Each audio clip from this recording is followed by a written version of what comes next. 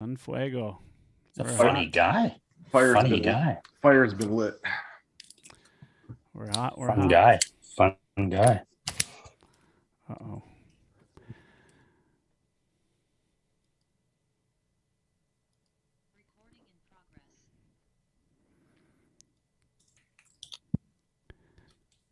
And I think we're on. Hundreds of people waiting for us to begin. The millions in attendance. Millions. And millions. Here we go.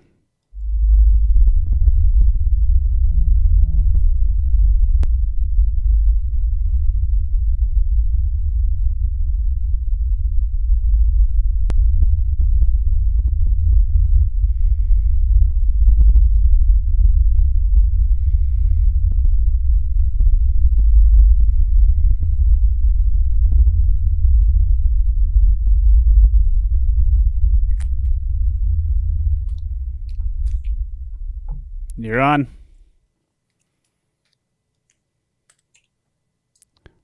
We're live. Game on. Yeah. Miss your cue. Have you ever done this before?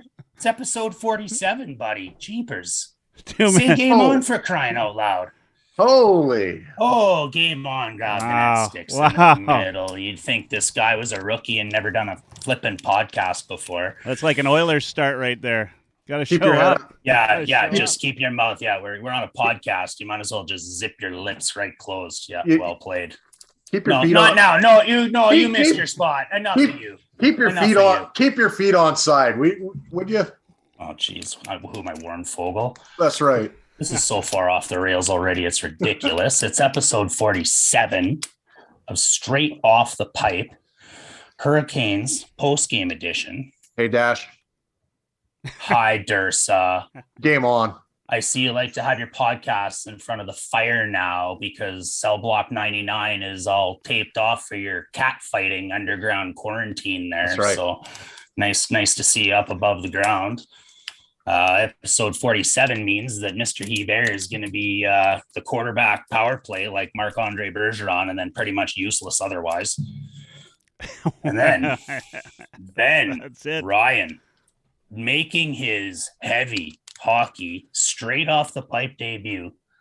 Ryan Lotsberg, 8675309. How you doing tonight, buddy? Good. How are you guys doing? Doing good. I don't even care how Dursa is. I'm not even going to talk to him yet. He lost his spot. Boys, I don't know. That was a different road trip, right? I think we just, we won 1 of 3 games on the road. Yeah, it didn't feel that bad. I don't know. It felt a little different than before, for sure. We weathered the storm versus Tampa Bay. Smith did his best impression of a shrieking violet or a shrinking violet or whatever Dursa wants to call it. And made himself 5 feet tall again, him and his reverse VH. I don't understand why he just... Anyways. Boys, goaltending 70% of the game, unless you don't have one, and it's 100%. And that's pretty much what those 2 games proved, right? Panthers, tale of 2 games, opposites, absolute opposites. I think we took it to the Lightning, to be honest. Hung in there for the whole game, kept staying in there, kept coming back, and we deserved at least a point in that game. I'm shocked we didn't. We walk into this Panthers game completely different. It was a physical game. We played like absolute horse manure versus the Tampa game, and yet then we have the goalie that kept us in at this time, and Koskinen makes some sort of, I don't know, remarkable recovery to the Mikko of I don't know, maybe St. Louis or Calgary, but he's only had 3 or 4 good games this year, and this is certainly his best. And how about Derek Ryan doubling his goal total pretty much in one night with a hat trick, and 35 years old and the oldest Oiler in history to record a hat trick at 35 years old. Mikko makes 44 out of 47 and comes in against the Hurricanes. Everybody looked tired tonight. I thought it had just kind of exhaustion written all over it today. The goaltending, I think, was kind of, the the dictator again. Ryan, what did you think of the game? It felt a little bit different on this road trip when we were only taking 1 of the 3, didn't it? Yeah, I mean, after watching today's game, give the boys full credit. Aside from that first period where Carolina started taking it to us after the McDavid turn or the goal reversal there, they played quite well. Carolina's a really fast, really aggressive team. They played really good structured defense. They got good sticks in the defensive zones. They're a frustrating team to play against. And we carried the play for the last 2 periods, it felt like. But this is the downside of the 11-7 system that Woodcroft's been using, is that you've got a top 9 that you're riding hard. And it's a little bit shorthanded right now. A top 9 that's missing Puljujarvi, Cassian, Yamamoto, Nuge. Those are, maybe outside of Cassian, those guys are perennial top 6-9 forwards. Absolutely. So it's a lot of stress being placed on that top 9 these last 3 games. They've handled themselves quite well. I'm not upset with the way they played at all, even though they only came away with 2 points out of the 3 games. Yeah, for sure. Michael, Mr. Blue Hat, what did you think of there? Yeah, this is my Cape Breton Oilers hat right here. Nice. It's all good. I'm with you, Ryan. You got to feel good the way they played, but I always hate moral victories, right? They just don't count in the standings. We had a chance. Loser talk. Yeah, it is. Because that's the only time you talk about them, right? And we had a chance tonight to overtake Vegas, right? Or today, rather. We didn't do it. The team looks way better under Woodcroft and Manson, and guys are playing well. I don't know that we're even in this game without Yamo, Puljujarvi, Nugent Hopkins, if it's a Tippett run lineup. And in fact, it's probably 4 or 5-0 once McDavid's out after the first period, and you're chasing the game even worse. We were in this to the bitter end, and I thought the better team over the last 2 periods. And I think, look, if you're playing, quickly, if you're going to play Carolina, Florida, and Tampa, which, they've been talking about it now. Every Western team that goes out this way finishes 0 for 3. So to finish 1 for 3, that's 2 more points you gained. Look how the Flames did. Yeah, exactly. So this is good. I just hate moral victories, but I'll take the 2 in Florida. The game we probably shouldn't have won is the one we did. I thought we could have won easily tonight, and also won in Tampa. So good on him. I think McDavid's obviously turned a corner. He's flying again. He's on a next. That one time where he's pretty much stick handled right into the net. That's the kind of McDavid we've come to expect. That time. Yeah. Yeah. 3 times a period for the last 4 games. Yeah. Couldn't agree more, Michael. I think McDavid's picked up a step for sure. I think Smith may have lost another step. You guys, he just doesn't look healthy. He just doesn't look athletic. He just doesn't look, I don't know. He doesn't look Smitty. He's sitting back in his net because he's not confident, and he's not flexible. He's got no pop. He's not playing aggressive. Mike Smith battles. What the? Let me ask you a question. Now? Getting up off his feet. Who was the goalie we had a couple of years back that would always attack the puck like that? Basically dive at the puck. And Smith did it twice tonight.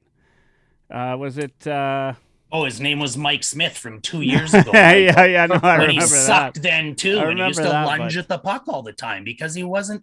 I don't want to cut anybody off here. In fact, I'll cut Durst off. He hasn't got to talk yet. I got another 5 minutes before I'm going to let him speak.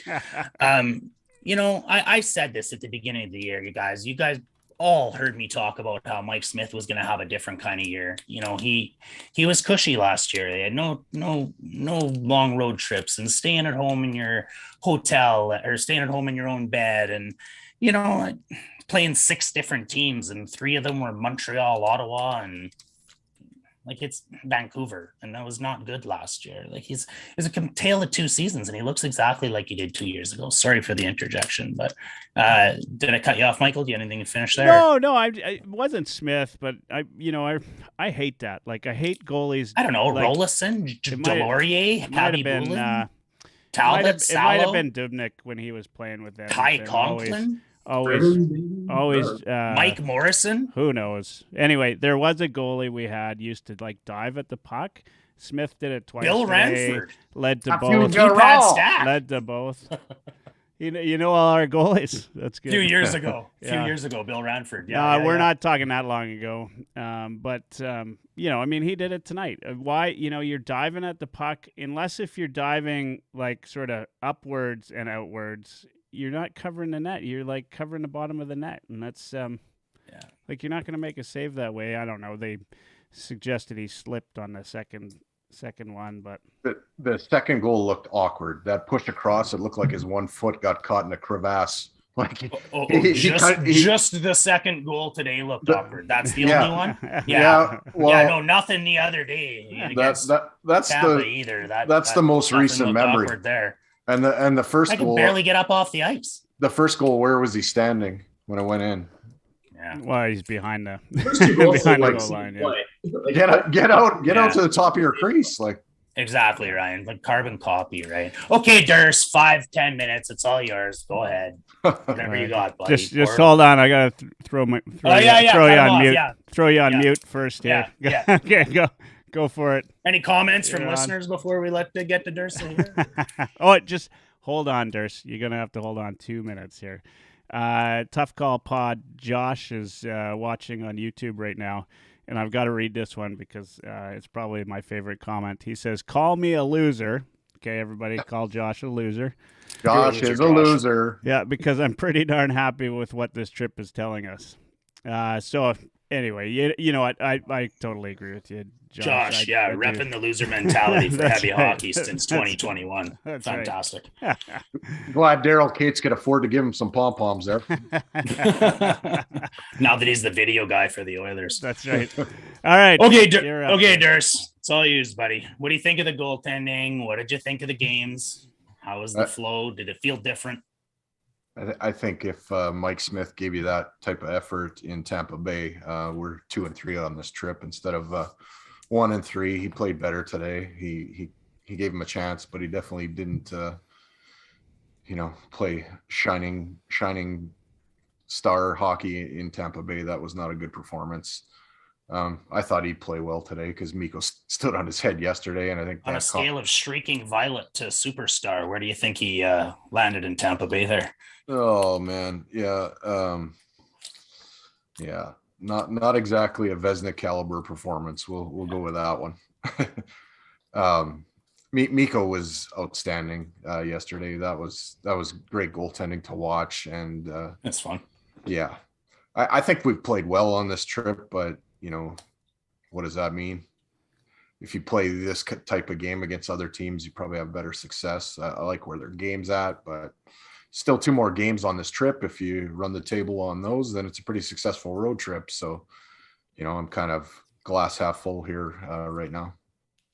What does it mean? I think that it means that they play differently when they're behind now. The Tippett's Oilers would have caved, in my opinion. I don't think the way to fought all the way to the end like they did in all 3 games. And what it means, hopefully, Durst, is that we start to reverse the trend of playing up against the good teams and playing down against the shitty teams, because we can't walk into this next 3 games against Philadelphia and whatever and not have a good effort. Like we have to play the same way we played in those 3 games. That's what it means to me. Yeah, that's where your game needs to be. And the other thing I've kind of noticed is if this team gets 10 minutes in the first period of scoreless hockey, usually they have a pretty good outcome, and that's been happening more often lately under Woodcroft than it did under Tippett. We're not getting shelled, in the first 3 minutes and down right away. It still happened a little bit, but it hasn't been every single freaking game, It doesn't feel like the team's getting shelled. It feels like Mike Smith's just letting us down. I just mean we're not trailing right off the bat as quickly anymore. Yeah, no, I know what you mean, but it's because it was the whole team not coming out strong in previous. Now it just feels like the team's coming out okay, but Smith still isn't coming out okay. And I don't love pointing fingers at any one player on a hockey team, but you guys, like, his stats have been like he's let in 20 goals in the last 10 first periods. Yeah, if you go through Brian Swain's timeline and read the, Yeah. how often he's given up 2 goals, let alone 1, it's not a good thing. I mean, I think it needs to be improved. I mean, we all know that, but I mean, was there anybody that was thinking Mikko was going to be in net today, or anything else other than Mike Smith was going to get the start? No, I thought they'd start Mike Smith, just obviously the back-to-back. And I think there's 3 very different styles of teams that we saw in the last 3 games, in my opinion. And Carolina was by far the best forechecking team. They're relentless. And that, I think it was important to have Mike Smith in the net for the sheer fact that he can take so much pressure off the defense and handling the puck on that forecheck. So I think Smith was going to start this game no matter what, just based on that alone. Smith played a fine game, though. I mean, he hasn't been great. He hasn't been great lately, but he was okay. But he wasn't stellar by any stretch. But look, you can't blame him for tonight. As you know, I mean, if he lets in 2 every night, there's a good opportunity we're going to win that game, right? We're a 3-goal team, and I'm all right with that. He just doesn't look comfortable right now. Somebody commented on something that I did and said they should send him down to Bakersfield. I think it's too late for that now. Like they should have done that initially off the hop. Well, maybe let's jump into that then, because honestly, guys, we're in a goaltending conundrum here. Koskinen's not going to keep this up. We don't know what we have in Skinner.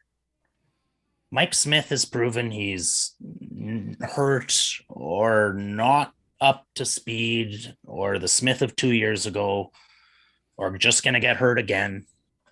And we can't really trade for a goalie. Nobody's going to give us a goalie without having to mortgage half of our future for it. And there's just not that many goalies available. How many weeks in a row we've been talking about this? It's just not there. And let me just add this little tidbit, and then I'd like to get Ryan's kind of take on all this is, you guys think Oilers fans are mad now? Look, I'll take a step back here. Ken Holland got hired by the Edmonton frickin' Oilers. What was the first thing he said he needed to do? And what was the first thing that fans needed him to do on this hockey club when he took over? Everybody at once, fix the fucking goaltending. Yeah. Has he done it yet? You think we're mad now? We've got Mike Smith and Mikko Koskinen in net. We might have Mike Smith and Skinner in net for the end of the year. We might have Mikko and Skinner in net for the rest of the year. How mad are you going to be next year when our goaltenders are Mike Smith and Stuart Skinner again? Ryan? That's where we're headed. Mark my words. Mark them right now. Skinner and Smith. That's our goalies next year. That certainly seems to be a plan, unless there's something unforeseen happening. I was just looking at the Blues yesterday. I keep hearing smoke around Ville Husso, and I'm like, why the hell would they trade him? But just to play devil's advocate, he is a 27-year-old impending UFA. And that's around the time where a guy's thinking he ought to be a starter somewhere. And they also have Jordan Binnington signed for 6 more years. So there's a case to be made that they could try to move him if they were to get one of our goalies and use him as the backup the way that they should be being used.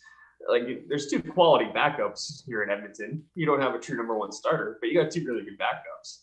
So maybe the Blues trade us Husso for a backup and they take a prospect or another useful player off our hands. They improve their lineup a little bit, knowing that they're going to go with Binnington for most of the playoffs. You never know. And maybe Holland's smart to wait till the summertime to make a pitch for Husso. Who knows? I'm just saying, there's always a way. There's always some unknown factor out there. But yeah. Okay, I'm gonna humor you. What's it gonna take then? Okay, pending UFA, so we don't have any remaining years. He's a rental unless he decides he wants to re-sign. Okay, so rental goalie. We have to get rid of Smith or Koskinen or Skinner in this trade. Mm-hmm. They're not taking Smith. Not at that 2.5 next year. Thanks, Holland. They're not taking, they might take Koskinen because it's just the expiring contract and then he's gone and he's a good enough backup for Binnington. Maybe Stewart's the piece. I don't know. Like Skinner's contract next year states that he has to pass through waivers to be sent down. So we either got to leave him in the minors all year or we got to keep him up all year. Because the way he's playing right now, I don't think he's going to pass through waivers. No, he definitely wouldn't. I don't think he would pass through waivers right now. So if we're going to put that guy, we either have to bring him up into the NHL right now, find out what we have in him, and either pump his value and trade him, or accept the fact that him and Smith are going to be our goalies next year. Or then, if not, we've got Skinner that we've got to keep in the minors for the entire rest of this year, and then we might as well leave him there for the whole rest of next year too. He's only 23, you guys. Goalies peak at 26, 27. We're still, you could keep him in the minors for another year and a half. That's the Holland way, whether he's dominating or not. Then he comes up at 25. I don't know. Thoughts on that, Durs? We're like, what's the conundrum? What are we gonna do? That feeling here is that this whole thing is a wait and see, and then let's do it at the deadline kind of thing if we're in position to be in the playoffs. That's what I've been thinking right from. And then just overpay, and it is what it is. I think the idea is that the prices will come down on a rent. They're not going down. Not a chance, man. They're going up, and there's nobody helping the Edmonton Oilers. I think that might hold true for a contending team, but if you're picking amongst teams that are trying to sell off to retool, I don't know if I believe that. And as for next year, I think Stuart Skinner needs to be here. I think he's shown enough where he can. So then our goalies are Mike Smith and Stuart Skinner. Durs. So we're going to trade. So what? We're going to trade Koskinen at the deadline. I've thought that from kind of the get go, and right now I don't know if that's. I honestly I don't know if that's a smart decision. But so we get goalie ABC from Team ABC that Durs was talking about. Let's just say it's Holtby. Okay, so we get Holtby, and we trade Koskinen, and you want to keep Skinner in the NHL all in next year. Are we riding 3 goalies? Well, you do Koskinen's contract's off the books, right? Yeah, so you got some money, and then we're going to keep Skinner up, and then you got some money to go into the free agent market, right? I mean, that's not you can't discount that. So it's a rental goalie. Well, not a rental. No, I'm not talking at the trade deadline. Like let's talk like going into next year. Okay. As far as this year goes, so perfect segue. So you're thinking it's an off-season move then? Like we're all on different pages here. You know what? My feeling on it is this: is Holland is not, and I've had this conversation with you guys before. He's not a big trade guy. I'm not even sure he's capable of the big trade. And I think Jim Nill made a lot of those trades for him in Detroit. And here's the thing, right? He's not a big trade guy, and the guy that we need is a big trade goalie, right? Like we don't, it's going to be a big trade. It's going to be an asset or something of value going back. Nobody's going to give us a goalie, and so if nobody's going to give us a goalie, then we might as well just keep what we have and bring Skinner up, if and when we make the playoffs. Right. But if he's not willing to trade anything of any asset, then we're not getting a goalie. Then it's done. Okay. So but it's going to happen at the deadline, no matter what. Right. So Dursa thinks it's going to happen at the deadline. You think it should be an off-season move? If it's no, I'm not saying I think it should be. I think we desperately need goaltending. I would have done it yesterday if I could. Okay, then who are we trading? I'm just saying Holland is not the guy. Which goalie are we trading? I'm saying Holland's not going to get it done. He might find a goalie, but it's not going to be the goalie everybody is. It's going to be the one that the excuse-making folks out there are going to try to find a way to love. And like I'm sure Stauffer will let us know all the little ins and outs of why this goalie is the best trade Edmonton's ever made. But it's not going to be a big name. Right? Like it's I just have this sense that we're going to get into the deadline. We're going to make a trade for a goalie, and 90% of Oilers fans are going to have to look up who that goalie is. Like right? James Reimer. Yeah. They're going to, and we're going to have to, we're going to have to find some positive about it. Like, if we're playing Calgary in the first round, it'll be, he's, 5-2 against Calgary lifetime. That's why we went for him, right? Do you know what I mean? Like that's the kind of thing we're going to be doing, right? You know. Thanks, Garfield. Yeah. I'm sort of on the same page as you, Michael. I kind of feel like if anything is going to get done, it won't be until the deadline. Otherwise, it's in the summer. So then we have to trade Skinner or Smith, you guys. We have to, because that's the only way that we get down to one goalie next year to be able to use somebody else. If we trade Koskinen, we're stuck with Skinner and Smith next year. What are we going to do? I think we're already stuck with this is Skinner. Well, we are, I know, but like, so are we just going to get a rental then for 4 months and then start over next year and waste another year of Connor and Leon's contracts with no goaltending? And I mean, like, we can't say that's a foregone conclusion right now because like we're banking on the Skinner, right? Which is not totally unheard of. Like, it's not impossible for a young goaltender to come in and emerge as a starter. That's the thing about established starters. We just talked about Binnington. Cam Ward did it to us in 2006. Yep, exactly. Are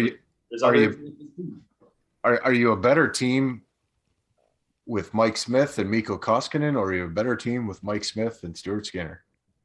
I don't even know anymore. Exactly. I don't know anymore. Exactly. I don't know. It's a big question mark. I don't know. I don't even know. Mike Smith's the best goalie we have that's played at that level. If he can play at the same level he played at in the first round of last year's playoffs, we'll be just fine. But he's not that Mike Smith. Well, Koskinen's a fucking roller coaster, and Stuart Skinner's 23 years old. And I don't know. And Mike Smith will be another year older. And his groin will be another 14 years older.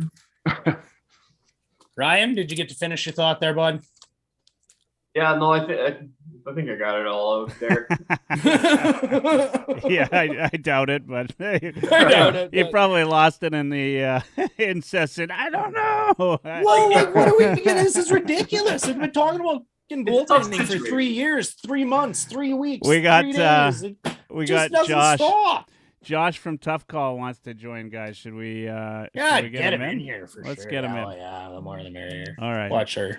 We'll figure out. Dursa and I are going to switch spots now. I'm going to be Michael Hebert. That's right. We'll figure it out. I'm going to stand on my head. That'll make it more entertaining tonight. I'll get it done. You guys, you do your thing, and I'll find a way to get him involved here. Hold on. All right. What do you guys? You want to shift gears? Do we still got to talk about that dead horse or what? Oh, I mean, Josh is probably going to want to jump back in, so I don't know if you want to keep talking about goaltending or not, but maybe that's why he wants in. No, I'm good. A little concerning. We're starting to get a lot of guys into sick bay now. Nuge down, Yamamoto down. Glad Connor came back. I think he needed a little bit of Cassian, Yessa. Yeah, I think Connor needed a little bit of numbing in the bottom teeth there, and looked like he kind of got a stitch or two. Oops, I just fingered everybody. before you can say Ambisol. Ambisol, yes. There you go. He got a little bit of a poke. Yeah, I'm sure that's true. Well, the power play is still a problem. We had the best power play in the universe and the best power play in 40 years. Draisaitl, I think, had 15 power play goals in the first 25 games. I think Connor had 7 power play goals in the first 25 games. And in the next 25 games after that, they had 1 each, 2 combined up until Connor potted that one last game. So that's 3. I think didn't Leon have one yesterday as well? Was that a power play goal? Yeah, it was power play. All right, goal. There you go. 2 each in the last 26 Yeah, I know games. it's a power play goal because every Flames fan in the world was happy to jump onto my Twitter and tell me how Leon just got another one on the power play. Oh God, yeah. And it for the record, Dry has 2 power play goals in his last 27, so they shouldn't have had that many opportunities to jump into your Twitter feed and get up in you there. Yeah, and it wasn't that patented one-timer either. It was a bit of a... Look at that segue. So I was listening to the Call to Hockey, and Dave and Bruce there track, obviously, grade A chances, and 5 bell chances and all of that stuff. But what Dave Staples started doing is, I don't know if you guys listen, but that one timer from the bottom of the circles, they call it his executioner shot. And he started making a little like note in his game notes every time that was the play. In the first 25 games of the season, Draisaitl got the executioner shot off successfully 11 times. Since that, in the last 27 games, he has gotten it off 3 times. Yeah, so, other teams have definitely started to read that, right? The Oilers are trying to force everything below the hash marks, and other teams are seeing that. They might leave one guy a little higher than that just to cover off a potential point shot, but it is a whole bunch of traffic below the hash marks. So like the Oilers have kind of compressed the amount of space that they have to work with on that power play, and they continue to try that force that cross-seam pass to Draisaitl that just isn't there anymore. And then if it does go to Dry, he's not getting that shot off because they got somebody blocking later. So it's trying to go right back across, and it's not working. I'll come right back to you, Rye. What I noticed different, and it's not much. Like I don't think the Woodcroft power play is that much different than the Tippett power play. Like they still play the 1-3-1, but that bumper position looks to have maybe changed a little bit. Like I noticed maybe Woodcroft bouncing back and forth, where Tippett was pretty staunch on having that like Hyman chase on, Neil kind of net front presence bumper. Whereas I noticed before he got hurt, Woodcroft had, instead of Nuge on the half wall, he had him in the middle, and he was kind of like darting in and out. Like he wasn't taking cross checks in front like Chason did or whatever. But, I noticed that was really the only systematic difference. But what I wanted to actually retaliate with to you with was, there's a power play over in Washington for the last 15 years that says, who cares if it's predictable? Right? I think Washington has a second shot on their power play, right? They have Carlson or Kuznetsov or somebody on the other side that's also that threat. I think Draisaitl's kind of all we got. What do you think? I'm going to say you guys are all wrong. I don't think it has anything to do with anybody adjusting, to be honest. Draisaitl and McDavid are too good. I mean, they're, arguably the 2 best players on the planet. I think it has everything to do with Draisaitl was injured. He wasn't taking the shot. He stopped taking the shot. The first time I've seen him even go for it in like 10 games was the other day, and he almost had it. I think he's feeling better now. Well, he hit the post and when you're playing, and when you're playing, 30 minutes a game on average, and you're probably playing through an injury, right? That you're not allowing to heal. So he's had some time. He's getting it healed up a little bit. What do you think it was? Was it the hand? I think it was the hand. I mean, that in my mind, that's all that is they, they weren't playing to the shot because he couldn't take it. Right. Well, they had McDavid playing that one-timer shot, the executioner shot for 4 or 5 games. Exactly. There too. So right. Clearly couldn't even get it off. Yeah. So that's my thought on it. I mean, maybe I'm wrong, but yeah. Right here, and I'm going to come back to you, Ryan. I do want you to finish that thought, and then Mike can run with this, or Durs can run with it. But here, listen to this, man. So our top unit power play when we started the season, fair, Dry, Nuge, Connor, Hyman, Barry. Dry has 2 power play goals in his last 26 games. Nuge hasn't scored a power play goal all year. Connor has 2 or 3 in his last 44 games. 2 in the last 44 games. Hyman had 3 in his first 5 games of the year. And then I think he's had like 2 or 3 in the last 41 now. And Barry has had 0 in the last 29 or 30 games. That's astounding. It is. It really is. Like that's driving your power play off a cliff, is it not, right? It's not just Connor and Leon; it's everybody else that's struggling too. I mean, part of it's their entries. Like it's the last little while. There's been a lot of times like today they couldn't get any zone time established. Even on that 4-minute power play, they couldn't get anything established.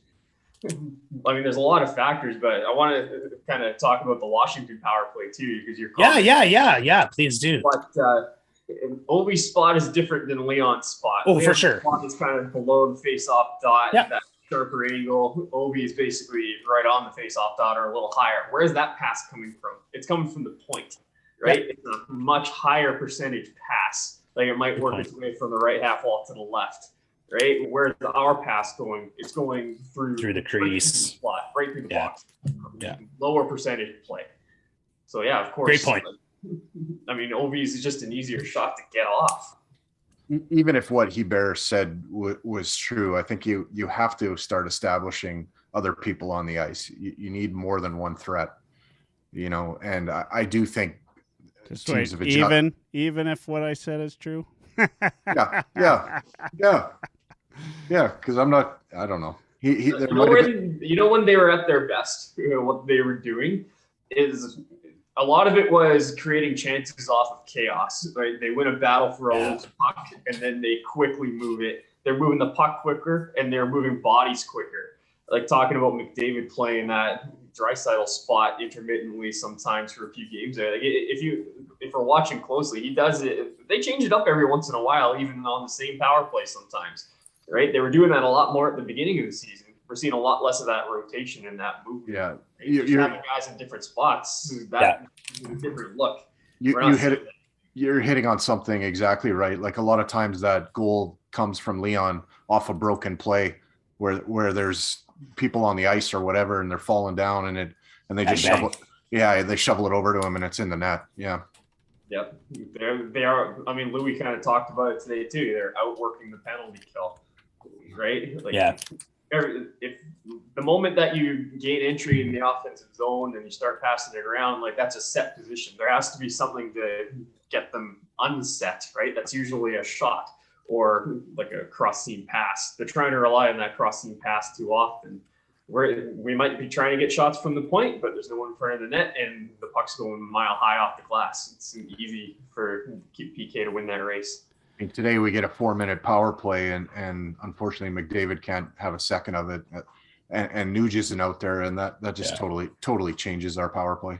No, they're trying to work Evander Kane in there too, which I mean, Kane's a great player and you would think great player, perfect fit, but it takes time to start figuring out what each other does on the ice and get the reads down for that power play. So it'll take Kane time to fit in too. So guys, for sure. Do we got Josh ready to go? We got Josh is on and listening in, and he's probably dying to interject and say something. He's just pumping audio. None of that pretty face of his, or what? No. For those of you that are listening, we can hear Josh Bolton hat trick is when you trip on the blue line and then take a 10-minute misconduct for chirping the ref, and then you forget to take your skate guards off. That's a Josh hat trick right there. Well, listen, I could talk about all those right now. Back in Adam, in the warm-up of one of the games in Cole Harbour Place, I was doing a loop for the horseshoe drill, the classic horseshoe drill, and I literally tripped over the blue line and bent my pinky finger back, and I had to leave the rink, go get a thimble put on. I have a thimble on my pinky for a week. So that is something I have done, is trip over the blue line. It's a good thing it's a good thing you use your index finger to pick your nose. From Russia. The rest of the podcast is just going to be Josh telling us stories and backing Adam. I got one from Bantam too. How many times have you got a Josh hat trick? The floor is yours. We were playing a team from Russia. They were over for a tour, and we played a team where we were getting introduced. It was a big deal. Cole Harbour Place was packed. We were getting introduced one by one, coming out from the Zamboni door and going to the blue line. So professional, right? And one guy was standing there, number 18. So he's one of the last ones to go and had both skate guards on. No one said anything to him. He stepped out, down he went, looked down, saw a skate guard, took one skate guard off, kept going, down he went again. Nobody said anything. That wasn't me, but it has happened around me. So the first thing I heard when I came on this call, by the way, is whatever you said about it, even if Michael is correct. And I was like, good God, what's going on here? Yeah, that sounds, you definitely must not have heard that, right? You guys, wow. You must have heard so Mike, here I am. Not Michael.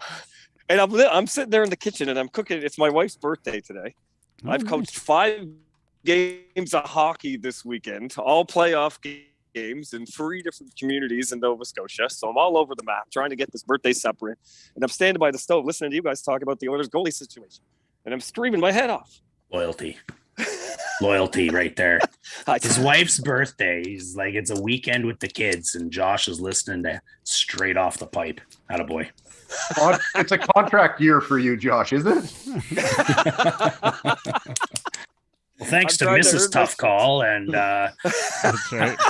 the greatest and sweetest of happy birthdays that she has allowed you to get on the mic here to talk about your follies. Anybody in the tournament get kicked out for telling them they found the ref's cell phone and they had 3 missed calls? No, but I told my son that joke and he almost said it today. He loves it. Jeez. Here we are. So I'm listening to you guys talk, and I'm not disagreeing with what you're saying about Mike Smith, but the thing I've been trying to figure out for this road trip is we're all talking about goaltending, and you're not wrong. It's very easy to pick out goaltending as the main issue for this team, and you would not be wrong. Freak out again. The thing we got to remember is even 2 months ago, the goaltending was just one of like 6 or 7 problems. Yeah. 3 years ago. Right? So was a goalie gonna really make that big a difference when apparently your team was only 4 players deep? You had no depth. You had no ability to play defense. You know, you had no penalty kill. What is your biggest problem here? It was bringing a goalie in at that time really going to solve everything? This is almost like when Dash was talking about the leaky basement, and my theology of it is, you know, you got all these problems, you got to start somewhere. So they started by getting rid of Tippett. Well, that's forgot about my own analogy. Now you're on to something here, right? Because no goalie, no fourth line. For 3 years, they replaced the fourth line. They recycled people, and they weren't working out. And Tippett wasn't going to make that happen. Whether he's a good coach or not, he just wasn't the right coach at the right time. He wasn't for this employing team. the right system for this team. Yeah, Exactly. It's clear. It's crystal clear. And we've had several goalies. We all talked about. We had several goalies that went to other teams and had a lot of success. So were they maybe just in the wrong place at the wrong time? So what I guess bring it back to this trip is that what I think this trip revealed is that now goaltending is one problem, in my opinion. Goaltending is 70% of hockey unless you don't have a goalie. We're a more 100% of hockey. We're a more defensively responsible team under Jay Woodcroft than we were Dave Tippett. 100%. Yeah. If Tippett wasn't changed, then no goalie in the world would have come in and been able to help us, I don't think. That's what I'm saying. Once Tippett was out, all bets were off. And if this trip revealed anything to us, it's that we can compete with any team in the league right now. Yeah. And the goaltending was the thing that was killing us. And it was the thing that saved us when we had it. We're competitive today with a pretty depleted lineup. That's encouraging as an Oilers fan. Yeah, well It said. really is. You know what, So Josh? now- I'll give you credit because you came on either this podcast or Michael's. I don't know. I get them all confused. But you said, I think your last words on Michael's podcast were, this team is good enough. Like, people, be patient. Just give it a chance. And I'll give you credit. You were right. You know, here we are as a depleted lineup, like Durr said. And we're competing best on best on best, literally. Thank you for that. Was that hard? Did that hurt? No, I mean, I know how much you talk about you being such a big fan of me. I can give back sometimes. Oh, jeez. I looked at this trip as heading into Murderer's Row, and so far they've done all right. You know, they're not cannon fodder, and they have 2 games to go. They win those, it's a successful road trip. So I'm not down in the dumps over the last 3 games. Exactly. There's hope again, guys. There's hope. Yeah. It's fun to watch. You and Josh and that loser mentality. And dare I say something controversial about the Oilers? Please. You're That's a why winner. That's why we're here, man. But like, Does it look like we get along? But Oh, everyone's all over Smith for the Tampa game. And yeah, of course, if we get a couple saves, we can win that game. But that first one, bouncing puck, broken play, in off of short skate. It was moving slow, but you're moving the other way. The puck is drifting slowly over the line as you're falling the opposite way.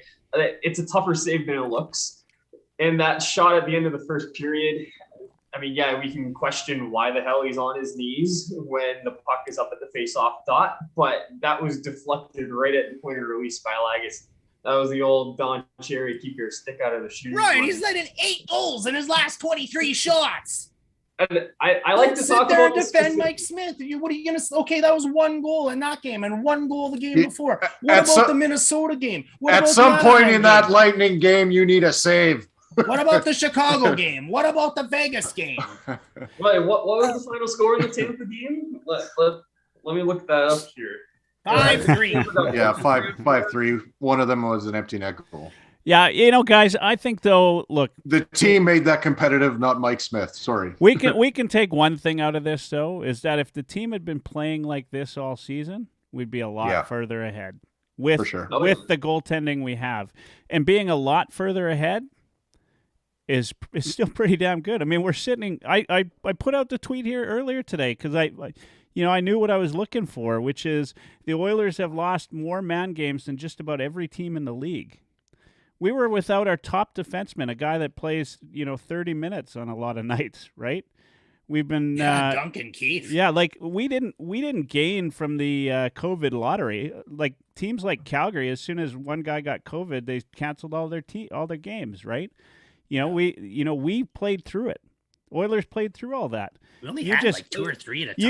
You give us 2 or 3 more wins, and we're right up there with the top teams in the league, right? And God, that's what scares me, Michael. Yeah. We're gonna get to the end of this season, and we're gonna look back at games like fucking Buffalo at the beginning of the year, true. and Detroit. That's true. But I think we've got the right coaching. They've got the right style playing into this, right? That whether we get a goaltender or not, the thing though that it doesn't scare me anymore. A week ago I was saying there's no way we're making the playoffs. I'll tell you now, I believe we're going to make the playoffs. But what scares me is here's where I think the goaltender really counts is in the playoffs. And I think we can get to the playoffs with what we have. We could get through any regular season with what we have, I think. Right style of play. I think we win more. We do everything. But are we going to get through a round? No, I don't think so. You're making Dash go to the fidget spinner tonight because he's all stressed out. But yeah, squish the guts out of this thing. We're going to have to play, pond hockey up against the Colorado Avalanche in the first round if we don't pull it up a little bit here. Yeah. But now, does Holland have the motivation? Before, he wouldn't have got a goalie because I don't feel it would have made enough of a difference based on how things were going. But we also didn't think he was going to fire a coach, and he fired his coach. All of a sudden, he's got a reason to believe that this one move will make enough of a difference that maybe he might get a little happy about it and go. You got the balls to fire your coach? Send down Smith to the minors then. Send him down. Yeah, I agree. Why not? Like how it's not that hard of a decision. We need to know what we have in Skinner. Koskinen gets traded. So what? Smith's down there. We get our new goalie. Koskinen's gone at the end of the year. I don't know. I really think that's the solution. We kind of have to call it a conditioning stint. I don't know. He doesn't have any movement clauses in his contract. So stepped in his crease. Listen, guys, I came on to bump up my status for my entry-level contract, but I do have to go celebrate the supper with the wife here. So I appreciate you letting me jump on. Right on. Try not to trip on that carpet separator after the linoleum, though. Yeah, tell Mrs. Tough Call we all said happy birthday. All right, thanks, guys. All right, thanks. Talk soon. You bet. Got her. Bye. Or you know what they say in Nova Scotia? They say, sure, we'll talk soon. Sure, we will. Sure. Anybody on the hotline?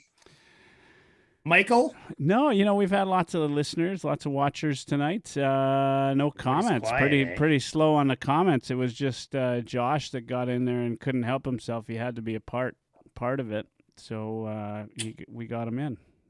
As he said, he was standing by the stove, excited and yelling. You know what? If we had one fault, right, it's that we give too much. We just care too much. We do. We care too much. But the real winners here are the kids, as I like to say. That's the real winners. I hope there's no kids listening. I think I swore several times there. I'm sorry to my father-in-law and potentially my kid that's watching upstairs, because it's actually 3:30, not 9 o'clock at night like we usually do this. Hi, Declan. All right.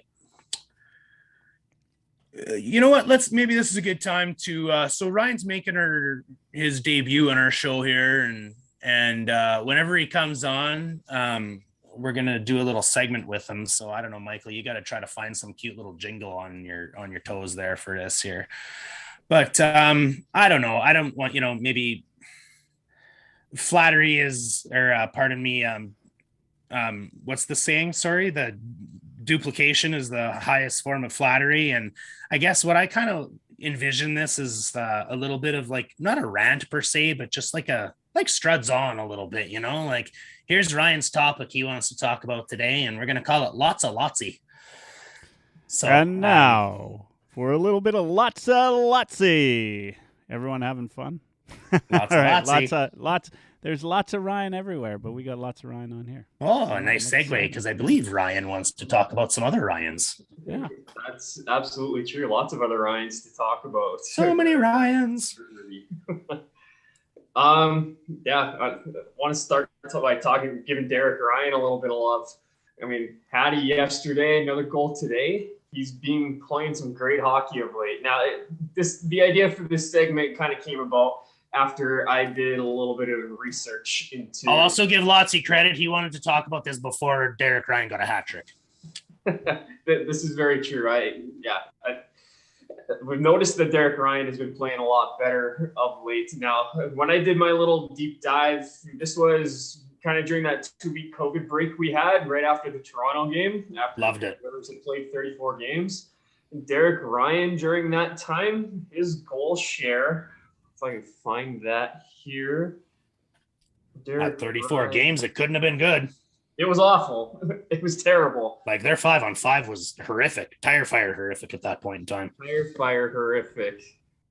Here it is. Here.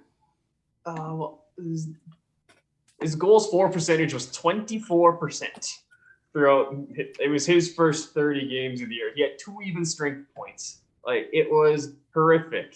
But the underlying numbers weren't all that bad. He had expected goals percentage of 49.25. So the difference between expected and actual there was ridiculously crazy. And his scoring chances for percentage was 48.03. So not too terrible, but the goals for just were not happening for him whatsoever. Ever since then, he has been unbelievable. Like it's been a crazy turnaround. It's like from Oilers game 35 up until the end of the Florida game yesterday, because that's when I was able to do these stats. His goals for are now 14-8 since that time, so that's 63.64%. His expected goals for percentage is 56.43. So like there's a strong correlation between his expected and actual goals for there, which is great. And the scoring chances for percentage is at 52.17. So that's fantastic. And this goes back to before Jay Woodcroft was hired as well. He's been very good under Woodcroft with the goals for percentage of he's 10 goals for, 4 against under Woodcroft, and that includes today. So that's 71.43%. Expected goals for 53.79%. This is 5-on-5, right, Ryan? This is all 5-on-5. Like he got a little bit of power play by time today, but he rarely does. Right. Yeah. And then the scoring chance is for 52%. So there's been signs of life with Derek Ryan. It's like I wanted to dive in and figure out, well, what's accounted for the turnaround. One theory I had was maybe his move to right wing. And I think there may be a lot of merit to that. Because with Derek Ryan at right wing, which happened basically, I was trying to dive into this 5 minutes before the podcast, so bear with me here. Oh, he only had 2 days. So it was ever since Evander Kane got here. Ever since. Yeah, that's right. That was when Tippett put Ryan over to right wing at first, and then Woodcroft has kept him there. So your goals for percentage is 66.67%. That's 12-6. His expected goals for percentage is 57.18%. It's like unbelievable metrics there at right wing. His scoring chances were a little surprising. It's 56-57. It's 49.56% there. So like he's close to sawing it off with scoring chances, but he's been killing it at right wing. So I wanted to dive into a bit of that too and just see, is that because of Ryan Nugent-Hopkins being his center for most of that time? Or is this just Derek Ryan turning it around? And so I did a little bit of diving in on Nuge as well. My eye test says he looked just as good without Nuge today, but I'd say Fogle looked a little discombobulated today. That's totally fair. Like, I've never liked Fogle in the top six. Like I think Fogle's our perfect third line winger. Yeah. We saw what happens. He panics, right? Because we went offside there. Oh my God, McDavid, I gotta get the fuck. Yeah, he's thinking, gotta go to the net. But yeah, no, just a little bit off. But I mean, that trio, Ryan and Fogle and Nuge as a line, they've been really good. It's like their goals for is 6-3, so 66.67% again. Their expected goals for as a trio is 58.22%, and their scoring chances for is 53.66%. It's like they've been really good as a trio. But I mean, Ryan with Fogle, that was an interesting combo for me as well, because like throughout in the first segment of the season, like they were god awful together. Like my analysis coming out of that was they should never ever play on a line together. Like they were outscored 12-3 as a pair in the first 34 games of the season. 12-3. And it wasn't like the supporting numbers were any better underneath it. The scoring chances percentage for was 43.70. It's like they were just not good together. With Ryan centering Fogle, not good, but Ryan and Fogle on the wings seems to be just fine. But Nugent-Hopkins, ever since he's been at 3C, his numbers have jumped up a little bit too. And Nuge has been playing 3C ever since the Montreal game. So this predates Tippett as well. Or sorry, it predates the coaching change as well. But his goals for as the third line center, it's 9-6. His goals for percentage, sawing it off basically 50.12%. But his scoring chances for is really low. It's only 45.93%. So, and it didn't seem like Nugent-Hopkins is the reason that line has been doing so well. And they did most of their damage in their first 3 games together. Like the last 4 that they were paired together, like they were outscored 2-0. Yeah. Right. So I don't think it was necessarily Nugent-Hopkins that was carrying that line. Like, can I give you some stats to support your theory here? Yeah. So tonight, there was no sign of Nuge. I didn't see a Nuge out there. Did you see Nuge out there? He's not out there. No Nuge out there. They employed 6 different line combinations tonight. Ryan McLeod. Yeah, Ryan McLeod. Derek Ryan. Too many Ryans. Derek Ryan was on 3 of those 6 line combinations. He played 14 minutes of ice time, but he played 2.5 penalty kill and almost 2 minutes of power play time. So you chunk that back down to 10 minutes, 5-on-5.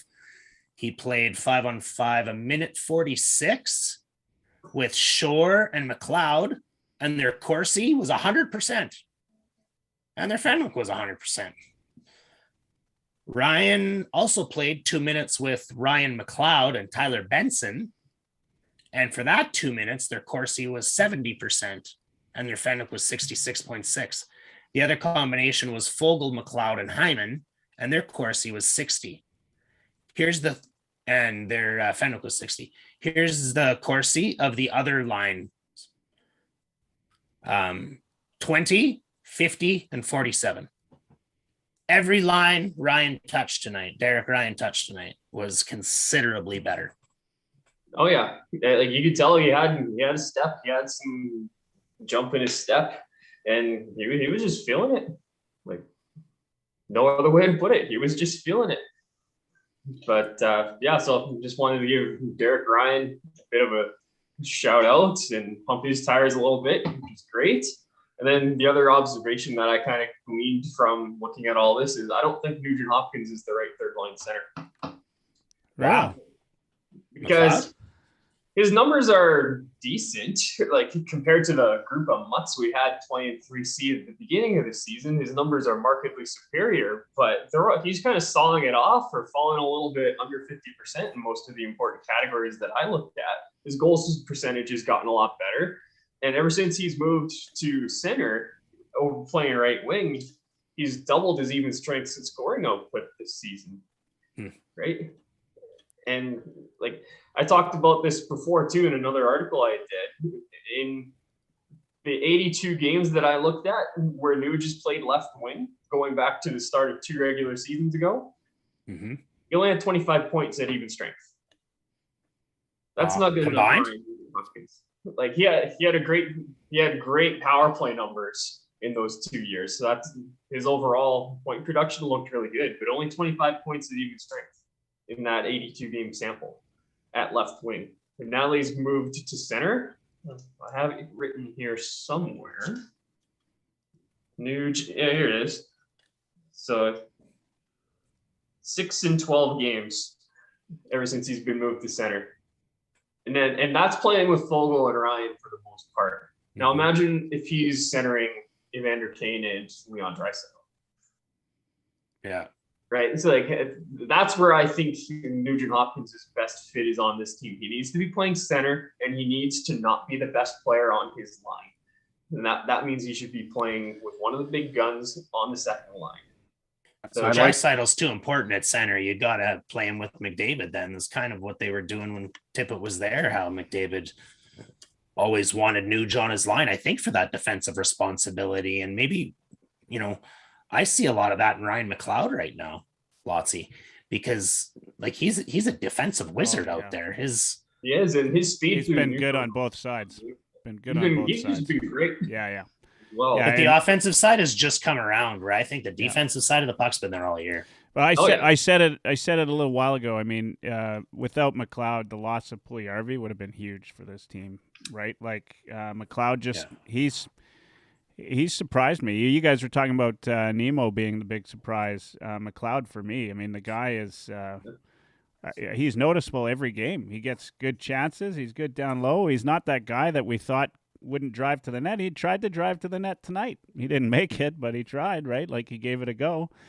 And I just think he's versatile, right? Like he's played fourth line, third line. He's played up, like he's played up and down the lineup everywhere, and played his role. Off wing. Yeah. He got bumped up onto the line with Kane and Draisaitl. He's playing right wing. Yeah. Ryan, I got to clarify. Were you suggesting Nuge centering Draisaitl and Kane? Yes. So like I would move Draisaitl to right wing. And this is another conversation for another day. And I think you are right side. I like that idea because if there's one deficiency with Nuge at center, it's on the faceoff dot. So Leon could help him out with that. Still like faceoffs. 100%. And so look at what it takes to be an effective winger. Yeah, you need a little bit of speed, but you've also got to be strong along the walls. You got to win puck battles. In the defensive zone, you've got to be able to make a play with the puck on the board, get it out of the zone. In the offensive zone, you've got to be able to win puck battles on the board and make a play. Well, Leon can do all those things fantastically well. He uses like his size is a major tool for him on the wall. Nugent Hopkins, he's little, right? Yeah. He's not winning any battles on the wall. He's good at getting pucks out and making plays to centers that are streaking, but like in the offensive zone, he's not winning many puck battles on the boards. It's like he's better off leading the rush through the neutral zone and being that supporting forward high in Jay Woodcroft's system. Yeah, especially if they're going to play that 2-1-2 forecheck, because then that high the F3 is the perfect position for Nuge. So, I mean, Ryan, we don't have enough, though, background on Nuge playing up versus playing a third line to really in my mind anyway, back this up. Like, I mean, there's something to be said about having Nuge on the third line in terms of protecting lines 1 and 2, right? Like, I mean, you still have to, if Nugent Hopkins, who is a first overall pick and who is not too shabby, right, of a player, right, is out there, you got to play somebody that's going to be able to play against him, right? And so I just think he adds that dynamic. He might not put the points up, but that's what you want. You want to sort of shelter those, top 2 lines a little bit more. It's like when Dursa and I talked to Shrimp, he said, look, I'd love to see McDavid and Draisaitl play 60 minutes out there, but the players are just too good nowadays, right? That you can't, you can't play that many minutes and be successful. So it's like letting Dursa play third line center. He's just like, we got to shelter him. We got to shelter him. That's right. You got to shelter him. Shelter I'm him a lot better. On the I'm bench. a lot better. I'm a lot better as your lazy left winger. That's right. But you know what I'm saying. So I get where you're coming from with the stats and that, but this is a case of I think that we've not seen enough of this team with Nuge playing on the third line to really truthfully know, like, to put a good sample together and say this is good or this isn't, because right now he's played third line and we seem to be a different team, right? Like, I mean, there's a lot of other changes going on there, so it's hard to, for sure. And I also don't think there's enough to say that Nuge being creepy is the reason that the team's been doing a lot better, right? So you're right, it's early days, and we've had some success with Nuge at 3C, and there's something to be said for balancing out the lineup. I just think we can get more out of Nuge if we play him at second line center with Draisaitl on the wing. So I might admit, who do you have on third line in that scenario? That's what I was just going to jump in. This is what scares me, and my challenge to your plan would be is that we've already established that Derek Ryan isn't a very good third line center and potentially. You've never been in my plans for third line center. Well, but so then we're going to rely on Ryan McLeod and. Yeah, so I mean, this is our fourth line center going into the playoffs if Ryan McLeod's our third line center. Yeah, no, we were just tooting McLeod's horn 2 seconds ago, and now we're sure. But how many Stanley Cup champions have a rookie center at 3 and 4? Well, that's very fair. And you look at the underlying numbers on McLeod, though, and like when I did my analysis of every bottom of the roster player playing with one another in a pairing and that combo, McLeod compares very favorably with almost everybody. Yeah. Like shots, like the scoring chances percentages were always 50% or more. If they weren't, they were damn close. And like, he's so fast and so responsible. Yeah. He's very responsible defensively. And like we're starting to see the offensive creativity come out. So it's about utilizing your fancy stats. It's about figuring out what line combo is going to be the least likely to be scored on and which still has a little bit of potential to light it up a little bit, right? So like, right. Assuming full health, the line I like the most would be Fogle with McLeod, because like those two I think would really need to be the third line pairing. McLeod centering Fogle, I don't care what side he plays on. I think that's a great combo. But I had Cassian on the right side there. So Fogle, McLeod, Cassian. And then if you're gonna, let's say Cassian's out of the lineup like he is right now, this Cassian guy, right? This Cassian guy, he any good? Sometimes. I've never seen him play before. Yeah, I've never seen him play. Not for a couple of years. Another move I have failing Cassian would be putting Benson on the third line left wing, McLeod is in the center, and then Fogle at right wing. I think that Cassian guy forgot to board the plane back from Anaheim 2 years ago. Yeah. Playoffs. Yeah. Something. Yeah, I think so. And maybe you can fill that at the trade deadline, right? You find that gritty third line right winger, third line center that's, we're not getting Getzlaff at this point, but that kind of guy, right? Or maybe we can bring McLeod, Eric Stahl back from the dead. Whether it's McLeod or Holloway, I think one of those two is going to be the 3C in the future. Of the future. So maybe he doesn't light it up and we don't win a Stanley Cup this year. I'm not expecting that. If we did, that'd be gravy. But so I think if you can get a veteran third line center, like Derek Brassard's a guy I've had my eye on. Philly's not making the playoffs. He's a UFA. He's old. They could get an asset for him, and he's been producing in Philly this year. So someone like that as an example. Got some If grit. you can get somebody like that and play third line center for this year, then that's amazing. But in the interim, I mean, Nuge is working. It's fine, but I just don't think it's the right way to optimize the results of this roster. Okay, so Michael and I agree that we like Nuge better at 3C, which doesn't surprise me because fools seldom differ. Dursa likes your plan there, and he likes Dry on the wing. So who does Dursa put in the 3C spot and the 4C spot? I'm curious what your reaction to all this is, Dursa. Yeah, I'm not convinced I want Ryan McLeod as my third line center, but yeah, there might be something to, making a move or wait a little bit here and see how it goes, and then towards the end of the year bring up Dylan Holloway. I think at some point he's probably going to get a look here, but I think it's a little bit later. I think it's a few weeks away. I don't know. Well, you got to think that Nuge is out for a few. I bet you. I mean, that's his shoulder. Didn't look good. It didn't look good, and they don't reevaluate and take the night off. Sent him on a plane home, didn't it? Yeah. So he's not ideal when you got to go see your doctor the next morning. No. So well, I mean that's going to be a big playoffs, loss. and we'll bring him and Clefbaum back and Cassian, and hey, we didn't 20 million over the cap. Perlini just about broke through that one play. If he had broken through there, I would have bought a Perlini jersey tonight. He panicked and put the backhander on. He should have taken that to the net hard. Yeah, I mean, and then Sevier almost banked one off the back of Anderson, which, those guys I thought filled in pretty good for a couple of guys that haven't played for a while. I thought they came in and gives me some hope that despite all of the we could be the Tampa Bay team that all of our guys come back for playoffs. That's very wishful thinking. I know before I totally get trashed on every social media platform. It's okay. Nobody's listening. Comparing. Yeah, that's right. Nobody's listening.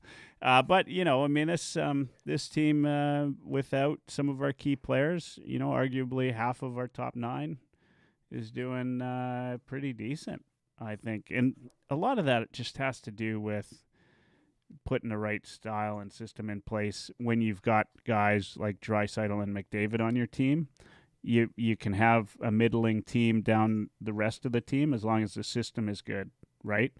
And you might have to rely on those guys a little bit more than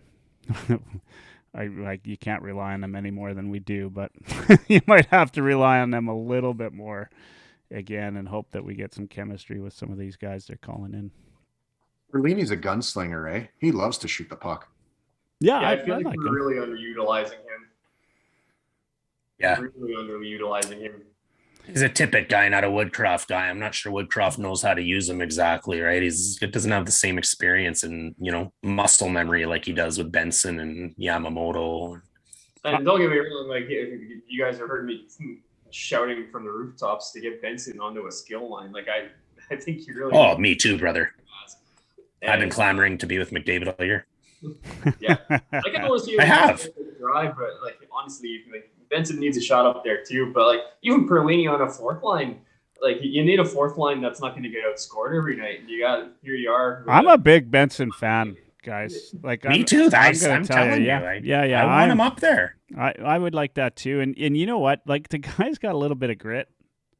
Yeah, he just plays with passion on every line he's in. He finds a way to contribute. He's either mucking it up or he's mucking it up. He's never done that his whole life. The kid had 350 points when he was 13, playing with 15-year-olds. And he's got that shit-eating grin, which is great for a disturber, right? Like this is a guy who spends a lot of time on his ass because people are pushing him out from in front of the net. We don't have enough of that. Right? Yeah. Did you see the one today where he got pushed out? Yeah. On the goal line, he got pushed and fell into the backboards. And he gives you that smile that as a defenseman, I can tell you, it pisses you off to no end. And that's the kind of good style of play we need. I have one disappointment. I think Kane's been doing all right, but we haven't seen enough of that from Kane. I thought we were going to see more of that from Kane. Yesterday, yesterday Kane looked a step behind. Yeah, Yeah, I he's mean, still- he's not been terrific. He's been good. I wonder But if he's he's- banged up. Yeah, as an maybe. Oiler already, something like that. Like when you look at it from that perspective, he's been good, but just like watching the eye test, doesn't look that good. No. Yeah. Can I use that as a bit of a segue? Yeah. Absolutely. There's something I'm dying to ask Michael, to be honest. Ever since it happened, I've been dying to ask Michael, but I wanted to wait till it was on the air because I didn't want to prep him. So Oh man. you're going to be put on the spot here Yeah. pretty soon. But I'll get to that. Nima Leinen, like you said, I don't know if he's the big surprise earlier, Michael. He's just big. I don't know if he's the big surprise. He's just big. He is big. Boys, 9 hits in 13 minutes and 59 seconds against Tampa Bay. And oddly enough, he got exactly 13 minutes and 59 seconds again against Florida and had 5 hits. 6 hits against Carolina today in 12:39. That's 20 hits in the last 3 games. When I Anybody play like NHL 22, if I don't have 100 hits at the end of the game, I'm mad at myself. I mean, he's your 100 hit guy. Like 20 hits in 3 games, Dursa. Extrapolate that out. That's like 400 or 500 hits. And you want to guess how many Patrick? You want me to guess how many Evander Kane had in that same time period? 2, 3. Nima Leinen had 20. 5. 3. Yeah. Leading all forwards was Yamo with 6, and he only played 2 of the 3 games. And Connor McDavid, 4 hits. Like Nurse piled up a bunch too. I almost wonder if his physicality hasn't been cranked up a notch a little bit by watching Marcus go along, because he's all of a sudden had some 5, 6, 9, 8, 9 hit games as well. Did we miss your question for me in here? Or? No, it's coming. I get there. Don't I'm waiting cut me for it. off. I'm getting the longer. stats ready here. All right. My segue right before Michael rudely cut me off is, how much did you love when he blew up Corey Perry? Oh man, like, you know, I just love. Look, if Corey Perry. I mean, yeah, you know, I mean, he's got. My question. That's not even my question for you. I'm just like, how much did you guys love in general? How much? I obviously. I loved it almost as much as he blew up Dustin Brown. Yeah, I mean, twice. I'm hoping Kessler takes another run and gets in for a couple of games against Nemo. Just so maybe Marcus can take, Pionk, whoever, line him up, right? Yeah, exactly. Yeah, no, anyways, I love it. My question for you is this, Michael. I know that you've been clamoring for a certain player or a certain player type to be on the Oilers. Ryan just went on about how he would love for Nuge to be on the top 6 with McDavid and Dry, which leaves a hole for a veteran type of player. And I don't know if you've said the word Corey Perry or the name Corey Perry in the last 2 years or not. Buddy, game-winning goal, first star, goal, assist. Like, he absolutely owned us. And the entire time I was just like, oh, Michael's going to be boiling. Yeah, lots of times. In fact, I could find the tweet when he was looking to sign somewhere where I said we need Corey Perry. As much as we hate this guy, you know why we hate him? Because he's not on our team. Because he's not on our team. You know why we hate him? Because he's 48 years old and he still went 4 hits plus 1 goal, assists, a takeaway. Playing on a 4th line in Tampa Bay. Yeah, like Patty Maroon, the guy just keeps getting to the finals, right? It's not. Oh, and who would have guessed that if we played Tampa, that they would score first and it would be Pat Maroon? Yeah, yeah, exactly. About as likely as it would have been scored first in Ethan Bear today, I guess. But anyways, all right. Well, I was just dying to know what you thought of Corey Perry lighting us up like a Christmas tree. Yeah, you're his biggest fan. You know, it drives me nuts. I hate Corey Perry just as much as I hate, you know, Kachuk and all those guys. But look, if they're on my team, I love them to no end, right? Like those are the guys that you got to have those guys on your team. Yeah, right? We just talked about Benson. Yeah, Benson could be that guy. I mean, he's got a little bit of work, and he needs a proper mentor, right, to get him to that level. But I think he could be that guy. You know, he's got to be. If I'm him or I'm Woodcroft, I'm telling him, like, you get in front of the net at practice, and we're just going to start firing shots at you and deflecting them, and I'm going to have Nurse with the lumber there trying to, and it's not a good practice until Nurse wants to go down, throw the gloves down with you, right? Like, just get, like he's got the grin, he's got everything about his game and he's skilled, right? We know that. We've seen a couple of pretty sweet little plays and sweet little touches from him in the last few games. He's got the skill. I mean, you don't lose that because you went from junior to NHL. That skill's there and the hockey sense is there. So he's got to be in lieu of former Rocket Richard signing. Yeah, in lieu of signing Corey Perry or somebody like that to the team. We got to find from within, right? And he's probably the closest. You can't have a guy like Yamo do it because, as much as we love him, he's just not big enough, right? Like. And Benson seems to have that level that he could do that. I hope he picks it up. I remember back when Cogliano first came to the Oilers. Like he thought he was the winger that could fly by everybody and be a super skilled player.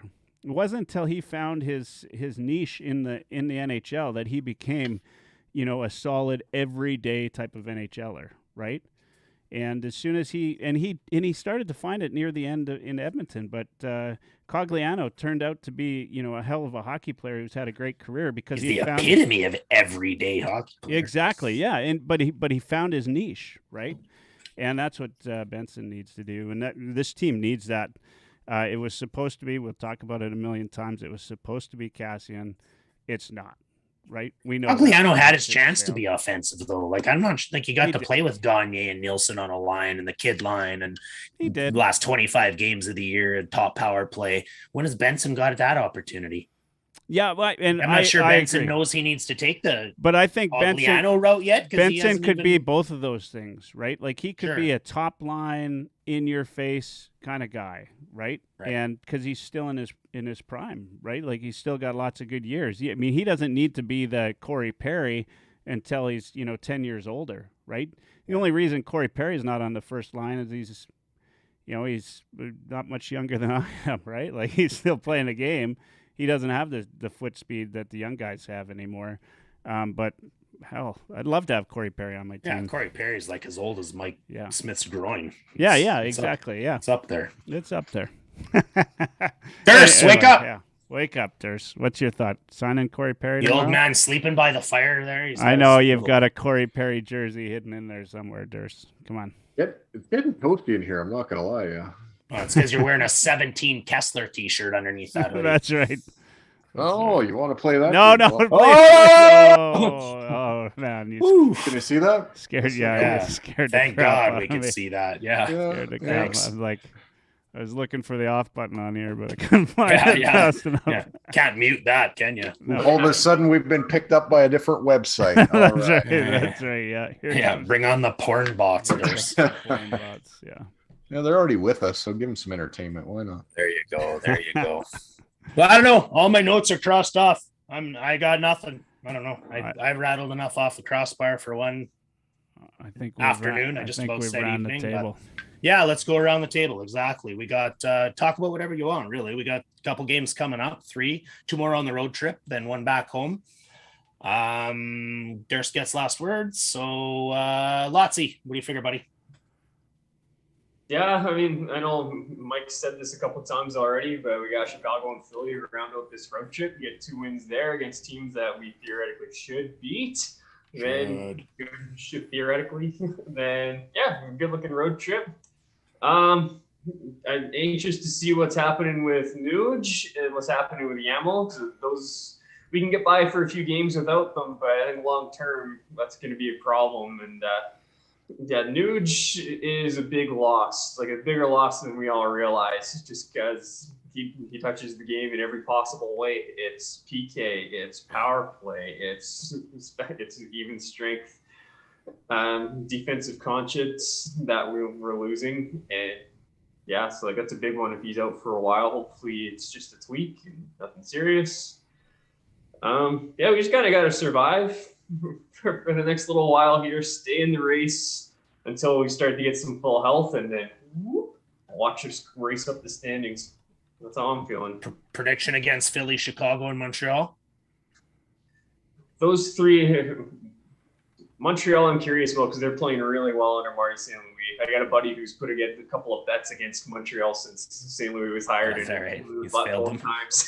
So, if we go 2-1 in that stretch, that's okay. We should win all three of those games though, but we're allowed to lose one once in a while. So I'll say 2-1 in that next stretch.